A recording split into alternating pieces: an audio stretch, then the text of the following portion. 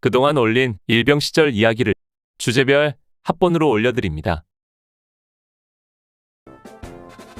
나의 일병 시절 72번째 이야기. 건군 33주년 국군이날 행사. 1. 국군이날 행사를 위한 연습이 시작되다. 내가 어렸을 때 텔레비전이 보급되면서 국군이 날이 되면 군인들의 행진하는 모습을 보는 즐거움이 대단했었습니다. 우리 집에 TV가 없을 때에도 마을에 TV가 있는 집에 가서 군인들이 행진하는 모습을 빠짐없이 보았습니다. 그 질서정연한 대어, 엄정해 보이는 기상, 그리고 일사불란한 동작 등은 어린 시절 우리의 마음을 사로잡고 동경하기에 충분했습니다.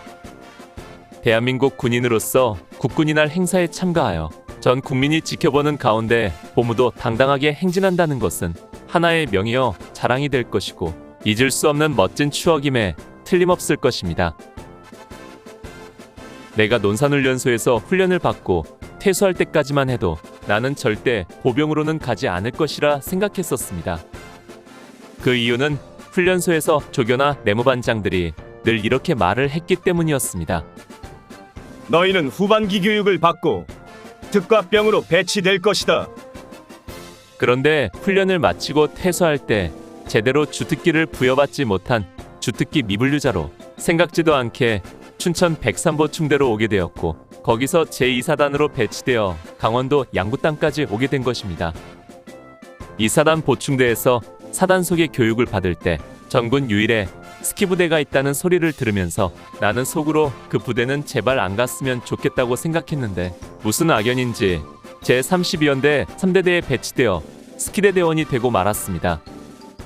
자대 배치되던 날부터 귀가 따갑도록 들은 스키훈련 이야기와 더불어 국군이날 행사 이야기는 처음부터 고생할 각오를 단단히 해야만 했습니다. 그러나 한편 국군이날 행사부대인 스키대 대원으로서 고생하는 부대에 왔다는 걱정과 더불어 어려서부터 선망했던 것을 내가 직접 경험할 수 있다는 것에 대한 기대감도 또한 있었습니다. 그 기대감이 현실로 다가온 날, 이제부터 건군 33주년 국군이날 행사 요원으로서의 임무가 시작되었습니다. 그러나 막상 국군이날 행사 연습이 시작되고 행사를 위한 준비가 진행되면서 국군이날 행사가 꿈과 선망의 대상이 아니라 각고의 노력과 인고의 시간이 필요하다는 것을 깨달아야 했습니다. 아직 쫄병의 때를 벗지 못한 1981년 여름. 이제부터 평생을 두고 잊을 수 없는 건군 제33주년 국군이날 행사요원으로서의 행로가 시작되었고 이제 그 긴 이야기를 시작하려고 합니다. 1차 제대 편성. 1981년 7월 28일 화요일. 내가 정훈과 파견 생활을 마치고 복귀한 지 이틀 만에 국군이날 행사를 위한 본격적인 조직과 연습이 시작되었습니다. 그러나 이미 내가 정훈과 파견 중이었던 7월 중순부터 각 중대별로 제식훈련을 열흘 넘게 실시하고 있었지만 아직은 중구난방이었고 전혀 체계가 없었습니다. 그래서 7월 27일 월요일부터 본격적으로 훈련을 시작하기로 되어 있었으나 이날은 비가 와서 야외 연습은 하지 못하고 내무반에서 소대별로 제식훈련을 하고 28일부터 정식으로 훈련을 시작한 것입니다. 이날 오전에 비가 그치자 전 대대원을 연병장에 집합시켰습니다. 그리고 가장 먼저 실시한 것이 행사를 위한 제대 편성이었습니다. 제대 편성이란 기존의 중대나 소대 편성을 무시하고 오직 행사를 위하여 전 대대병력을 신장순으로 끊어 행사부대로 재편하는 것입니다. 대대의 모든 간부와 병력이 연병장에 집합하였습니다. 그런 다음 키가 큰 사람은 앞으로 가게 하고 키가 작은 사람은 뒤로 가도록 해서 20명씩 줄을 맞추도록 했습니다. 그런데 이 일은 그리 쉬운 일이 아니었습니다. 키가 아주 큰 사람이나 아주 작은 사람들은 문제가 없는데 중간에 어정쩡한 사람들은 어디에 서야 할지 몰라 우왕좌왕했던 것입니다. 게다가 중대나 소대 구분 없이 모이다 보니 통제할 분대장도 고참도 없었습니다. 다만 중대장들과 소대장, 선임하사 등 간부들이 우리 사이를 다니며 조정을 했습니다. 한참 동안 혼란을 겪은 후에 겨우 기본 틀을 잡을 수 있었습니다. 사병들을 한 줄에 20명씩 키가 큰 사람들을 맨 앞에 세우고 그 뒤로 차례대로 줄을 맞추어 19줄을 만들었습니다. 그리고 맨 앞줄에는 소대장과 선임하사들이 한 줄을 이루어 모두 25, 20열이 되도록 했습니다. 그런 다음 맨 앞에서 1에서 4번 줄이 행사 제1중대가 되고 그 다음 4줄이 행사 제2중대, 다음이 제3중대, 맨 마지막으로 17번째 줄부터 20번 줄까지 행사 제5중대가 되었습니다. 이로써 행사병력은 본대 도합 400명과 대대장, 대대참모 4명, 중대장 5명과 중대기수 5명 등 도합 415명이 총원이었습니다. 이날 나는 13번째 줄 17번에 편성되어 행사 4중대에 소속되었습니다. 즉 13번호, 17번열이 내 위치인 것입니다. 이로써 행사 연습을 위한 기본적인 1차 제대 편성이 완료되었습니다. 그러나 이 제대 편성은 이후에 여러 번 재편되었습니다. 그 이유는 행사 참가 인원들이 계속 변경되었기 때문입니다. 즉, 우리 대대에서 키가 작은 사람들은 타 대대로 일시 전출 보내고 키가 큰 타 대대원들을 보충했는데 그것이 한 번에 이루어지지 않고 여러 차례 진행된 것입니다. 또 신병이 전입오는 등 병력 이동이 계속되었고 이렇듯 새로운 병력이 들어올 때마다 신장에 따라 새로운 위치에 투입되어 그때마다 제대 편성이 변경되었습니다. 이 밖에도 여러 이유가 있었는데 이 행사제대 편성에 대한 이야기는 다음에 좀 더 자세히 이야기할 것입니다. 아무튼 나는 나중에 최종적으로 12번째 줄로 행사 제3중대로 행사를 마쳤는데 처음 얼마간은 제4중대에서 훈련을 받았습니다. 나의 일병 시절 73번째 이야기. 건군 33주년 국군의 날 행사. 첫 훈련. 국군의 날 행사에서 스키부대가 등장한 것은 1972년 건군 제24주년 행사 때부터인 것으로 보입니다. 다만 이때는 제32연대 3대대가 스키대대로 지정되기 이전이었기 때문에 32연대 3대대가 참가한 것은 아닌 것 같고 일부 기록을 보면 제31연대에서 참가한 것이 아닌가 생각됩니다. 이후 참가 기록이 미비하여 정확한 것은 알 수 없으나 제17연대도 스키부대로 행사에 참가했다는 증언이 있는 것으로 미루어 생각하면 1974년까지 31연대와 17연대가 참가했던 것으로 보입니다. 1975년에 제32연대 3대대가 스키대대로 지정되었고 그해부터 행사 참가부대가 되었습니다. 다만 1976년 제28주년 행사 때에는 우리 제32연대 3대대가 행사에 참가하기 위해 사단항공대에서 자체 훈련을 마치고 여의도로 가서 통합훈련을 하려고 소양호에서 배를 탔는데 이때 마침 8.18 도끼만행 사건이 일어나 전군에 비상이 발령됩니다. 이 뜻하지 않은 사태로 우리 스키부대는 춘천에서 회군하여 자대 복귀한 뒤 비상대기하는 바람에 행사에 참가하지 못했다고 합니다. 이해는 국군의 날 행사 자체가 비전투 요원들만 참가하여 소규모 행사로 치러졌습니다. 이후 1977년과 78년 행사에는 우리 스키대대가 참가했습니다. 국군의 날 행사는 1978년 제30주년을 기점으로 개최 방식을 바꾸었습니다. 즉, 매년 대규모 행사를 치르지 않고 대규모 행사는 3년에 한 번 실시하고 그 사이 2년은 규모를 축소하여 치르기로 한 것입니다. 우리 스키대대는 대규모 행사에만 참가하기로 되어 있어서 지난 2년 동안은 행사 없이 지내왔고 이제 건군 제33주년 행사에 참가하게 된 것입니다. 1981년 7월 28일 화요일 바야흐로 국군의 날 행사 연습이 본격적으로 시작되었습니다. 첫 훈련은 행사제대 편성에 따라 각 중대별로 나누어 실시했고 교관은 각 행사중대에 소속된 소대장과 선임하사들이 맡았습니다. 그러나 자대에서의 처음 훈련은 그야말로 중구난방이었습니다. 체계도 없고 원칙도 없이 소대장과 선임하사들이 자기들 나름대로의 방식으로 교육했습니다.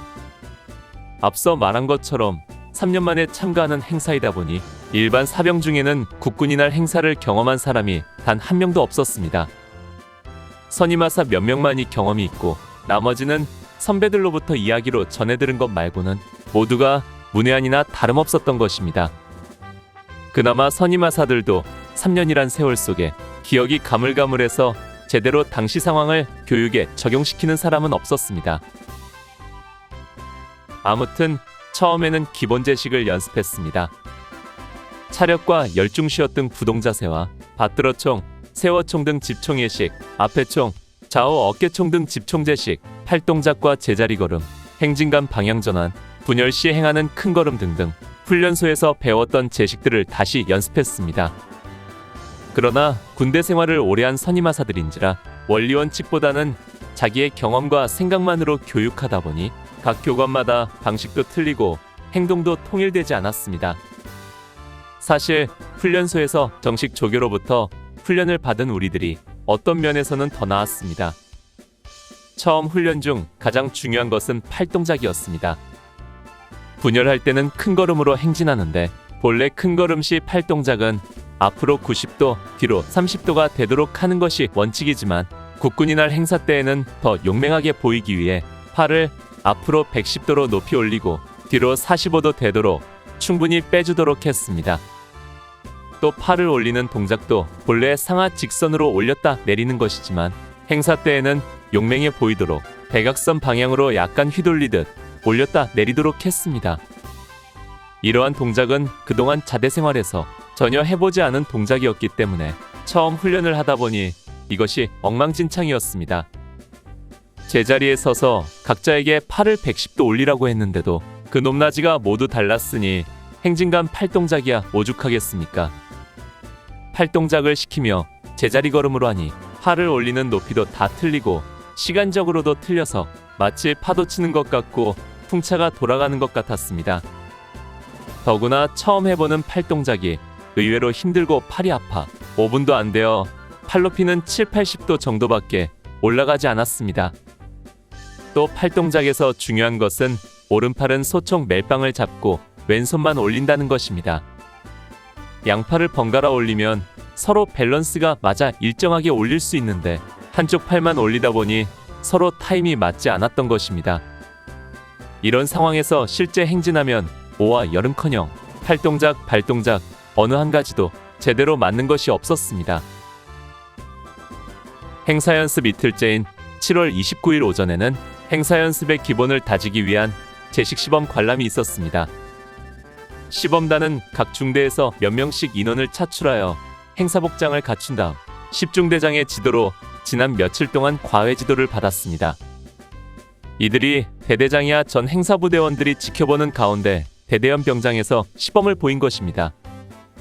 도수제식에서부터 시작하여 스키군장을 착용하고 분열 시범을 했는데 좀 서툴긴 해도 멋져 보였습니다.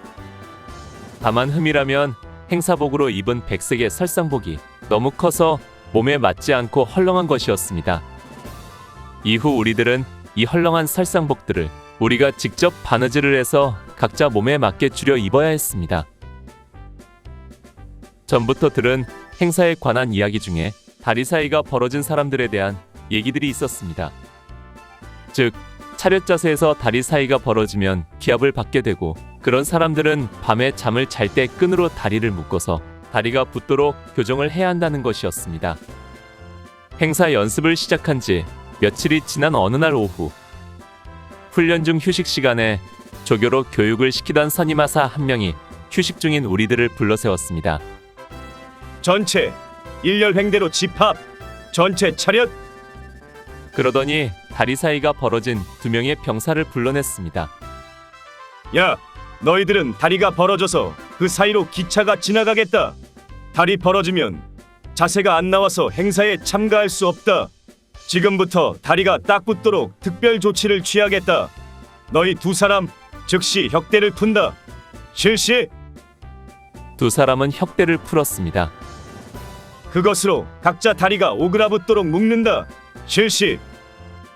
우리는 그동안 들은 이야기가 사실이었구나 생각했습니다. 2 병사는 옆에 동료들의 도움을 받으며 자기 혁대로 다리를 바짝 묶었습니다. 다리를 묶은 채로 서 있을 수 없어서 다리를 펴고 자리에 앉아 있을 수밖에 없었습니다. 너희들은 지금부터 다리가 붙을 때까지 그 자세로 앞으로 잠도 자야 한다.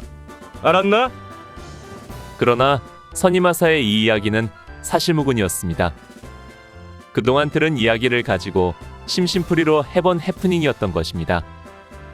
이후로 행사가 끝날 때까지 달이 벌어진 것으로 문제 삼는 일은 전혀 없었습니다. 나의 일병 시절 74번째 이야기. 건군 33주년 국군이날 행사. 3. 자대와 항공대를 오가며.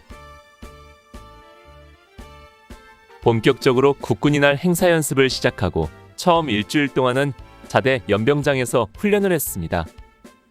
그러나 앞서도 이야기한 것처럼 훈련은 교관들에 따라 방식이나 방법 등이 달라 혼란스럽기 그지없었습니다. 7월 29일에 시범단의 시범을 관람하고 난 뒤에 그런 혼란은 조금 진정되었지만 그래도 대대 연병장에서의 훈련은 여러 가지 제약이 있었습니다. 먼저 연병장이 좁아서 행사대대 전병력이 한꺼번에 행진하기에는 적합하지 않았습니다. 전체가 모여서 행진을 시작하면 제대로 손발을 맞춰볼 사이 없이 연병장 끝에 도달했습니다. 그래서 자대에서의 훈련은 거의가 중대 단위로 또는 가고 단위로 실시했고 연병장이 부족해서 의무대 연병장까지 가서 훈련을 해야만 했습니다. 그런데 자대 연병장에서 훈련의 가장 큰 문제점은 장소의 협소성보다도 연병장 바닥에 있었습니다. 즉, 연병장 바닥이 비포장인지라 우리가 큰 걸음으로 행진하면 흙먼지가 일어나는 것입니다. 앞선 조가 행진하면 다른 팀은 먼지를 뒤집어 쓰고 행진해야 했습니다. 그 때문인지 1981년 8월 3일 월요일부터는 사단 항공대를 오가면서 훈련을 하기 시작했습니다. 사단 항공대는 걸어서 1시간 정도 가야 했기 때문에 평소 기상시간보다 1시간 빠른 공호시에 기상하여 간단한 일조점호와 청소를 한 뒤 곧바로 집합하여 공호시 30분 사단 항공대로 향했습니다. 그때까지 나는 사단 항공대를 가본 적이 없었습니다. 다만 지난번 사단 휴양소를 갈 때 항공대 울타리를 따라 걸어갔던 기억이 있을 뿐이었습니다. 우리 대대에서 11초소를 넘어 대월리를 거쳐 1시간여를 걸어 사단사령부 정문과 마주보고 있는 항공대 정문을 들어서면 오른쪽으로 군악대 막사가 있고 왼편으로는 항공대 막사와 행정반이 있었습니다. 행정반 건물을 끼고 왼쪽으로 돌아 아카시아 나무가 우거진 길을 따라가면 항공대 활주로가 나왔습니다. 주활주로는 길이 약 500여 미터. 그리고 그 옆으로 연병장으로 활용되는 보조활주로가 대대 연병장보다 좀 큰 규모로 아스팔트 포장이 되어 있었습니다. 우리들은 바로 이 보조활주로에서 훈련을 하는 것입니다. 항공대에 도착하면 즉시 훈련을 시작합니다. 처음에는 중대 단위로 행진 연습을 했습니다. 각 중대별로 연병장을 1시간 정도 돌고 나면 벌써 땀이 등줄기를 타고 흘러내리기 시작합니다. 이때쯤 아침 식사가 대대에서 차량으로 추진되어 왔습니다. 우리는 스키군장을 벗고 쫄병들은 반합을 들고 식사를 타다가 아침을 먹습니다. 훈련은 행사제대 단위로 하는데 식사는 기존의 소대 단위로 했습니다. 행사제대는 한 개 오 20명이 한 소대인데 사실 얼굴을 처음 보는 사람이 있을 정도로 서로 알지 못하기 때문에 그들이 소대원이라는 의식이 처음에는 없었습니다.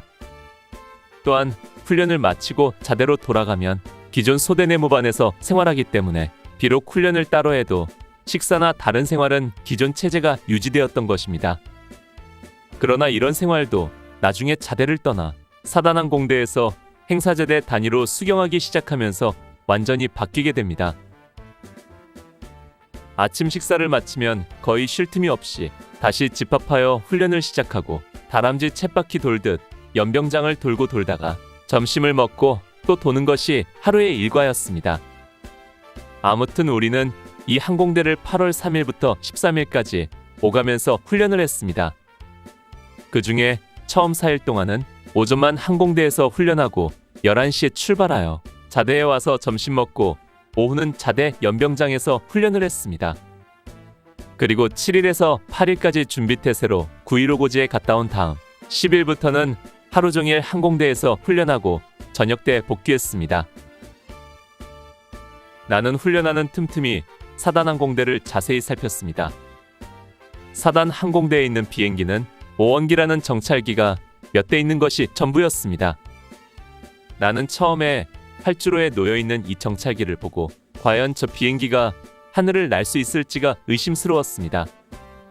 크기도 상상 이하로 작았고 몸통은 마치 철판을 잘라 붙여놓은 것 같았으며 더욱 놀라운 것은 날개가 금속 재질이 아니라 두꺼운 천과 같은 재질이었다는 것입니다. 나중에 전쟁기념관 같은 데서 본 오원기는 제법 비행기 같아 보였는데 내가 사단항공대에서 본 비행기는 정말 장난감 같았습니다. 그래도 그런 비행기가 쌕쌕거리며 하늘을 날아오르는 것을 보면 얼마나 신기했던지.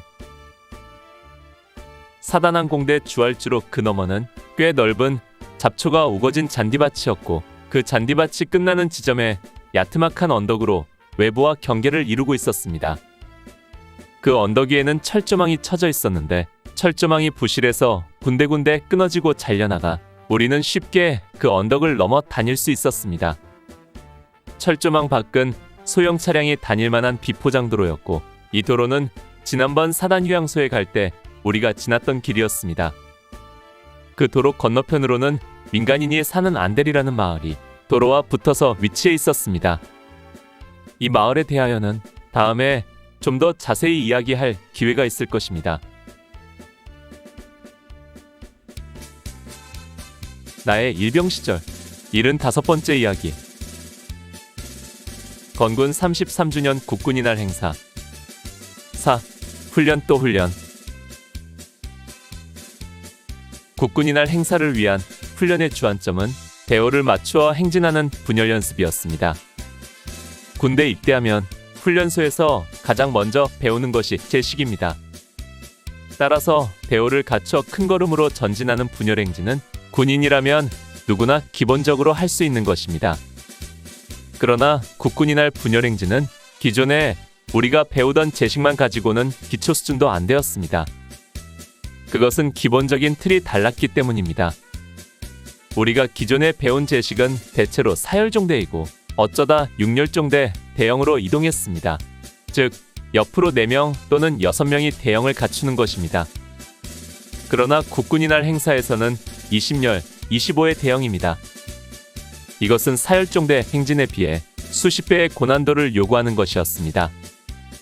그러다 보니 일주일 이상 연습을 했는데도 전혀 대오가 맞지 않아 막상 행진을 시작하면 모든 것이 엉터리였습니다. 이때 가장 많이 들은 말이 오와 열입니다. 오는 좌우로 이어지는 줄을 말하고 열은 앞뒤로 이어지는 줄을 말합니다. 이 오와 열은 바로 행사 연습의 기본으로 시작과 끝이라고 할 수 있습니다. 따라서 모든 훈련은 오와 열을 맞추는 데 집중되었습니다. 오와 열, 오와 열. 교육을 담당한 소대장과 선임하사들은 이 말을 입에 달고 살다시피 했고 우리들 귀에는 그 소리가 메아리가 되어 환청으로 들릴 정도였습니다. 귀에 딱지가 앉을 정도라는 표현이 정확한 말일 것입니다. 그러나 오와 열을 맞추는 것이 그리 말처럼 쉽지 않았습니다. 특히 오를 맞추는 것은 웬만한 일이 아니었습니다. 열은 앞사람만 보고 똑바로 따라 걸으면 그런대로 맞출 수 있다지만 20명이 옆사람과 똑바르게 줄을 맞춰 걷는다는 것은 쉬운 일이 절대 아니었습니다. 그래서 중대장들은 한 개 오마다 소대장과 선임하사들로 교관을 세우고 한 줄씩 출발시켜 그들이 책임지고 교육을 시키도록 했습니다. 몇 바퀴를 돌며 줄맞추기 훈련을 하도록 한 뒤 측정을 실시하여 합격과 불합격 판정을 내렸습니다. 합격한 조는 휴식을 취하고 불합격한 조는 휴식 없이 계속 돌리는 것입니다. 이러다 보니 각 줄을 맡은 소대장과 선임하사들은 자기가 맡은 줄을 따라다니며 악을 쓰고 소리 지르며 때리고 걷어찼습니다. 기합과 얼차려도 많이 받았습니다. 그러나 아무리 그렇게 한다고 해서 하루 이틀 사이에 대오를 맞출 수는 없었습니다. 모두들 끌려 나온 망아지들 마냥 그저 마지못해 걸음을 옮길 뿐이었지요. 훈련은 오와 열을 맞추는 것이 기본이지만 그러나 이것 말고도 보폭과 팔동작도 역시 중요했습니다. 보폭은 큰 걸음으로 76cm, 팔은 앞으로 110도, 뒤로 45도의 각도를 유지하는 것이 중점이었습니다. 팔동작도 아래서 위로 반듯하게 올리는 것이 아니라 약간 바깥쪽으로 휘돌리듯이 올려 더 용맹하게 보이도록 해야 했습니다. 그러나 팔을 휘돌리는 것도 20명, 나아가 400명 모든 부대원이 똑같은 각도와 같은 시간, 같은 모양을 유지하는 것이 쉬운 일이 아니었습니다. 더 나아가서는 5와 10뿐 아니라 좌대각선과 우대각선을 맞추는 것도 역시 함께 훈련을 해야 했습니다. 그러나 기본적인 5와 10도 제대로 맞추지 못하는 판에 대각선까지 맞춘다는 것은 요원한 이야기일 뿐이었습니다. 우리가 사단항공대에서 연습하는 동안 우리 못지않게 고생한 사람이 있었으니 바로 우리들의 행진에 박자를 맞춰주는 북치는 병사였습니다. 처음에는 대대 예비병력 중 한 사람이 북을 쳤는데 아무래도 전문가가 아니다 보니 박자를 일정하게 맞추는데 문제가 있었습니다. 그래서 사단 군악대에서 고수병을 한 명 데려다가 북을 치도록 했습니다. 우리는 그를 북쟁이라고 불렀습니다. 북쟁이는 바퀴 달린 수레에 큰 북을 싣고 행렬의 맨 앞에서 북을 둥둥 울리며 우리와 함께 연병장을 돌고 돌았습니다. 우리들은 각 조별로 측정에 통과하면 잠시 그늘에서 쉴 수 있는 특권도 있었지만 북쟁이는 그 뜨거운 8월의 태양 아래 땀범벅을 하며 마지막 한 조까지 위하여 북을 쳐야 했습니다. 어쩌면 가장 고생한 사람이 그였을 것입니다. 8월로 접어들면서 강원도 양구의 날씨도 다른 곳이나 다름없이 무더운 폭염이 계속되었습니다. 무섭게 폭사되는 태양 아래 우리는 거의 휴식도 없이 아스팔트 포장된 연병장을 돌고 또 돌았습니다. 만만치 않게 넓은 연병장을 팔을 휘저으며 두어 바퀴 돌고 나면 온몸이 땀으로 범벅이 되고 팔과 어깨가 뻐근했습니다. 그뿐 아니라 얼굴과 팔에 노출된 부분은 햇볕에 새카맣게 타고 그 꺼풀이 벗겨져 일어났습니다. 발에는 물집이 생기고 다리통에는 알이 베어 밤에 잠자리에 들면 모두들 끙끙 앓는 소리를 내었습니다. 모두들 육격 훈련보다도 100km 행군보다도 더 힘들다고 푸념들을 했지만 그러나 눈만 뜨면 다시 항공대로 가야 했고 또다시 다람쥐 쳇바퀴 돌듯 연병장을 빙빙 돌아야 했습니다. 8월 염천에 하루 훈련을 마치고 또다시 걸어서 자대로 돌아올 때면 지친 몸에 배고픔까지 겹쳐 그야말로 하늘이 노랗게 보일 지경이었습니다. 나의 일병 시절 76번째 이야기. 건군 33주년 국군이날 행사. 5. 스키 지급과 스키군장 결속. 나는 스키대 대원으로 국군이날 행사 연습에 참가하고 있었지만 정작 군용 스키를 타보기는커녕 구경조차 못하고 있었습니다. 앞서 이야기한 것처럼 내가 자대전입 왔을 때 9중대와 10중대는 일진으로 스키 훈련에 들어가서 1981년 2월 초 2주간의 스키 훈련을 받고 돌아왔습니다. 그러나 이진으로 편성된 우리 11중대와 12중대 그리고 본부중대는 진부령에 눈이 내리지 않아 스키 훈련이 무산되었기 때문에 상병 말년급인 서아무개 상병부터는 나처럼 스키 훈련은 물론 스키 구경도 못 해보고 스키부대원을 하고 있었습니다. 그러다가 초여름이 시작되던 7월 초 어느 날 군용 트럭 한 대가 중대 현관 앞 연병장에 멈춰서고 이어 몇 명의 사역병이 차출되었습니다. 우리 사역병들이 그 트럭에서 내린 것은 눈처럼 하얀색의 스키였습니다. 우리는 그것들을 중대 이사정 창고에 들여다 쌓았습니다. 그리고는 끝이었습니다. 금방이라도 지급될 것 같던 스키는 중대 창고에서 잠을 자고 우리는 스키 없는 스키부대원이 되어 국군이날 행사 연습을 시작했던 것입니다. 그러던 1981년 8월 5일 사단항공대를 오가며 훈련하던 3일째 되는 날, 그날 오후에 마침내 스키가 지급되었습니다. 이제부터 정말 스키부대원답게 제대로 된 장비를 갖추고 훈련을 할 수 있게 된 것입니다. 스키가 지급되면서 중대장으로부터 간단한 스키에 대한 이론 교육도 곁들였습니다. 스키에는 노르딕과 알파인 두 종류가 있다. 노르딕은 북유럽 지역, 그리고 알파인은 알프스 산맥 인접 국가들에서 발달되었다. 알파인은 시속 7-80km 이상의 빠른 속도를 낼 수 있고 노르딕은 그에 못 미치는 40에서 60km 정도의 속도를 낼 수 있다. 그래서 알파인은 경주용으로 사용되고 노르딕은 연습용으로 주로 사용되는데 우리 스키 대대원에게는 비록 속도는 느리지만 안정성이 있고 사격과 기동이 용이한 노르딕 스키가 지급된다. 우리에게 지급된 노르딕 스키는 재질이 목재로 된 스키였습니다.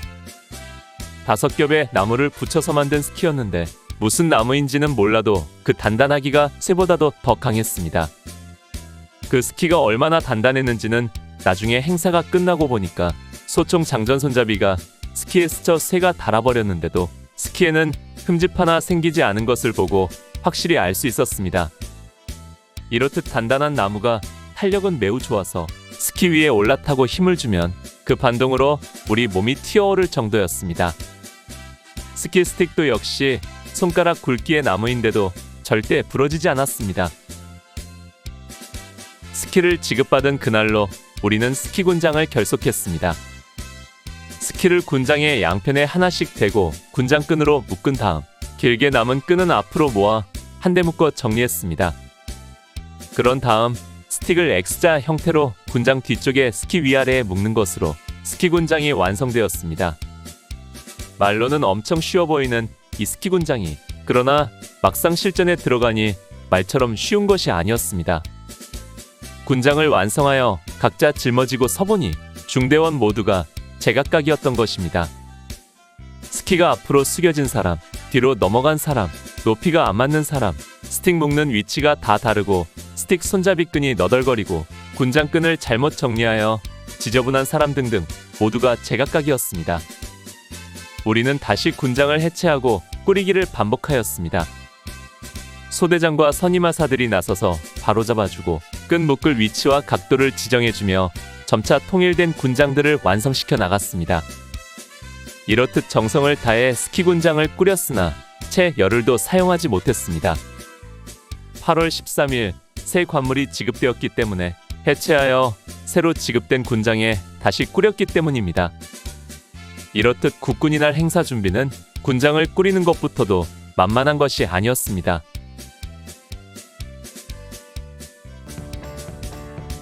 나의 일병 시절 77번째 이야기. 건군 33주년 국군이 날 행사 6. 얼차려 1. 항공대를 오가며 훈련한 처음 며칠 동안은 스키가 지급되지 않아서 스키 군장 없이 그냥 맨손으로 팔동작과 걸음 연습을 했습니다. 오로지 5와 열, 9호를 외치며 줄을 맞춰 큰 걸음으로 팔을 높이 휘저으며 연병장을 돌고 돌았습니다. 제식은 군인에게 있어서 기본이요 기초적인 것이지만 그렇다고 해서 제식이 결코 쉬운 것은 아니었습니다. 우리가 힘들다고 하는 행군이나 구보와 비교해도 행진 연습은 또 다른 고통과 어려움이 있었습니다.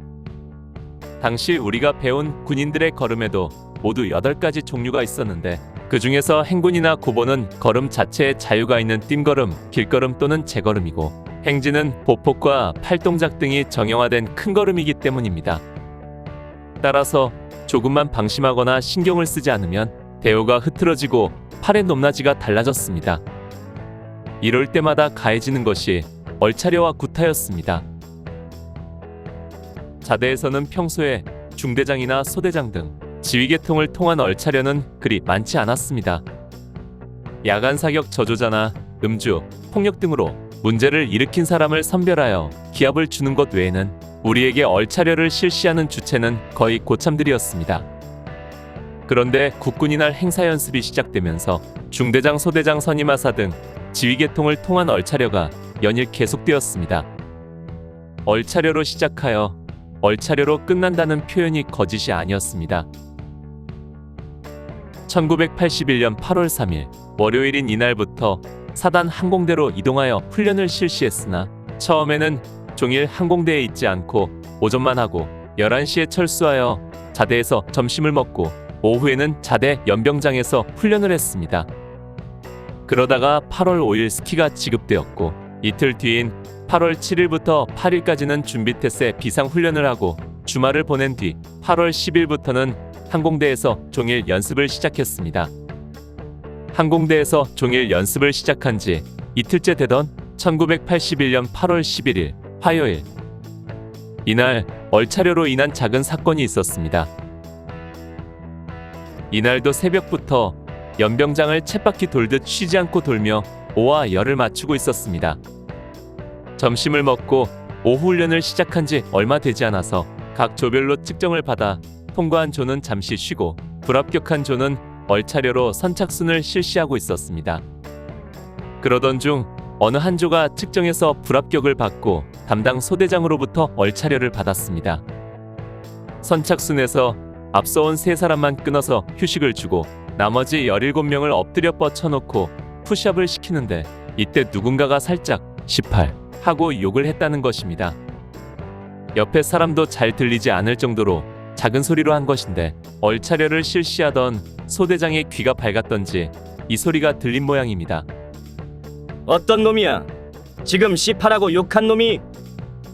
소대장이 화가 난 목소리로 앙칼지게 소리쳤지만 엎드려 있는 17명 병사들 중에서 아무도 일어나는 사람은 없었습니다.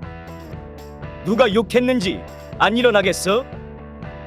야, 이놈들 봐라. 오냐? 누가 이기나 두고 보자. 누가 욕했는지 확실히 알지 못하고 그렇다고 자기가 그랬노라고 자수하는 사람도 없고 또 소대장 체면에 그냥 넘어갈 수는 더더욱 없고 이 상황에서 소대장은 이들에게 육체적인 고통을 줌으로써 범인을 색출해 내고자 했습니다.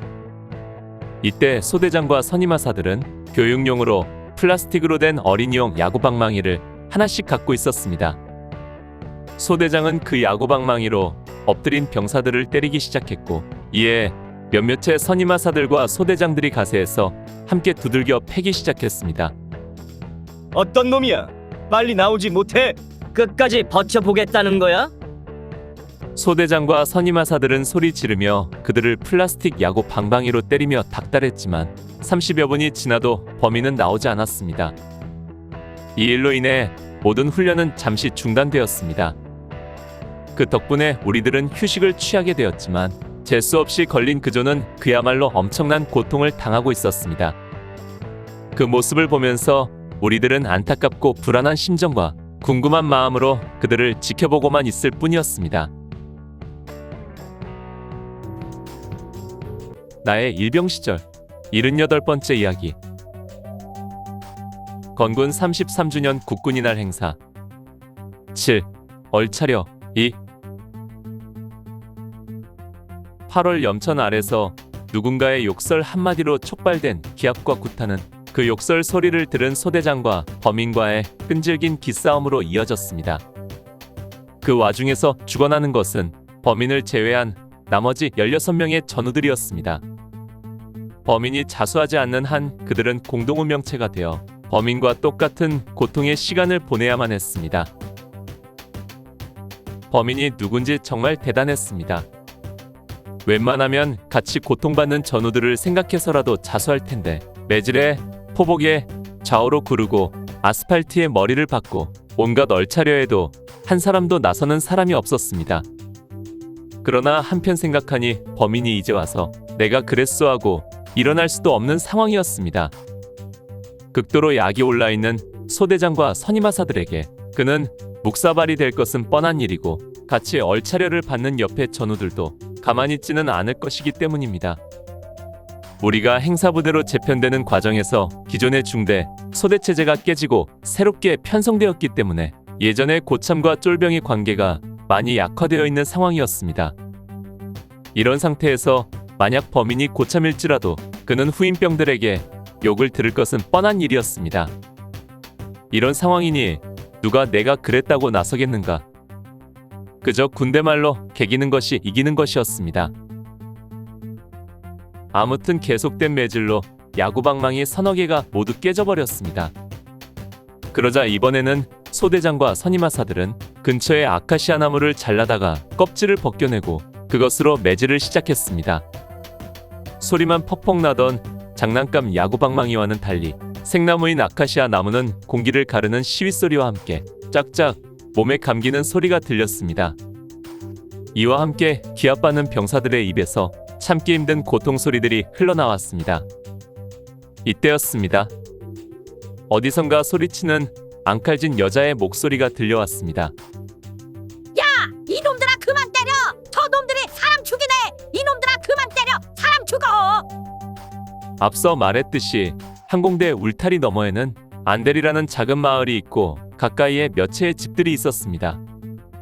그중 한 집의 슬라브 옥상에서 아주머니 몇 분이 나와서 우리들의 연습을 구경하고 있다가 간부들이 매질하는 것을 보고는 참지 못해 소리치는 것이었습니다.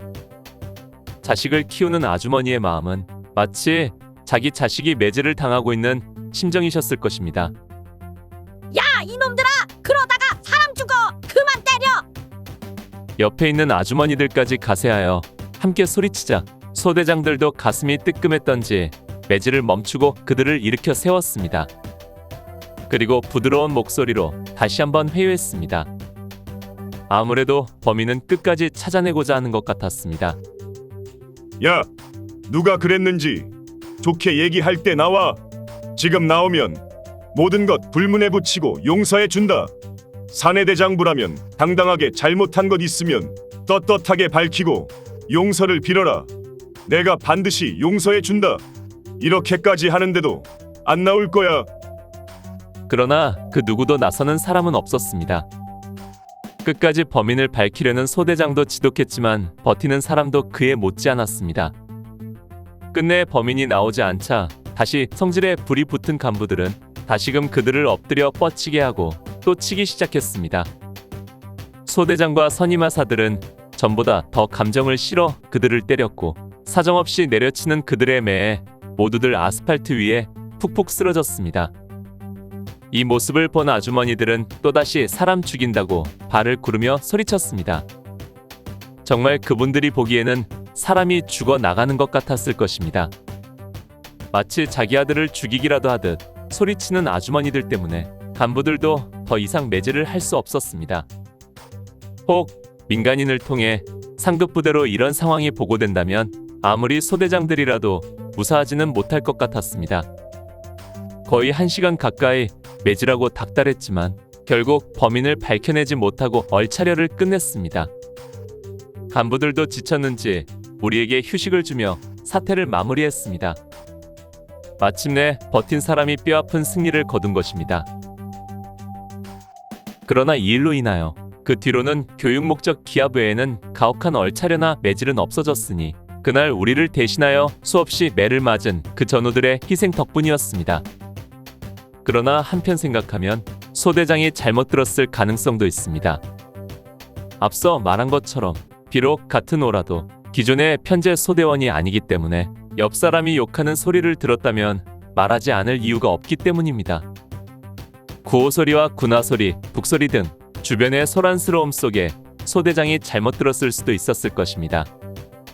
만약 그랬다면 한 사람의 환청으로 17명의 병사는 억울하게 무자비한 폭행을 당한 것이고 욕을 했다고 할지라도 이날의 폭행은 너무 심한 것이었습니다.